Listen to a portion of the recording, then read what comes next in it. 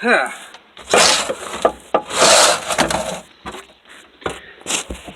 This side is not quite as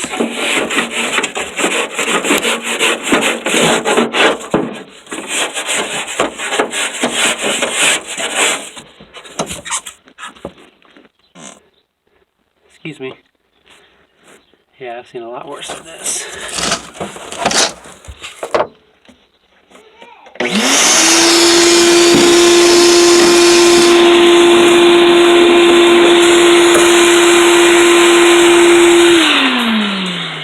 There we go.